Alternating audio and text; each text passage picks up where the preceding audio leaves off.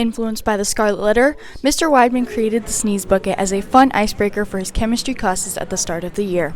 The first day of school, I like telling my students silly rules like no sneezing in class, because that's ridiculous. You can't help when you sneeze. It's not something you can control. When they're first getting to know me and they don't know your personality yet, I think it installs a fear and a level of respect and maybe terror that I really enjoy seeing in their face. When I first saw it, I thought he was being like serious about the not sneezing. When he did the sneeze bucket, it was like, this is the funniest thing I've ever seen a teacher do in a class, because it was like a punishment but also not a punishment. I didn't really know what it was.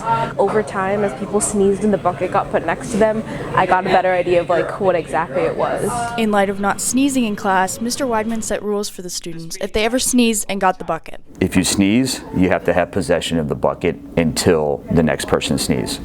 And then at the end of the hour, if you are in possession of the bucket, you have to write your name on it. The bucket has evolved into a game and competition for the students on whether to purposely try and sneeze or to do their best to hide it. So students get competitive not from trying not to sneeze, but actually I get more competition of those sneezing. So they almost are like, I want the bucket. Some people think of it as a badge of honor, and they'll purposely be louder about it.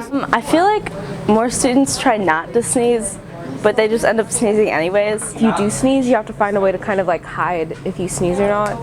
There's like little competitions of who can sneeze the most without Mr. Wideman noticing. The addition of the sneeze bucket within Wideman's classes create a positive new atmosphere and enjoyment for the students. I think in general, Mr. Wideman's class is a highlight of my year. Mr. Wideman's funny, and the sneeze bucket is an evidence of that. I'm Julia Dean, reporting for the Lancer Feed.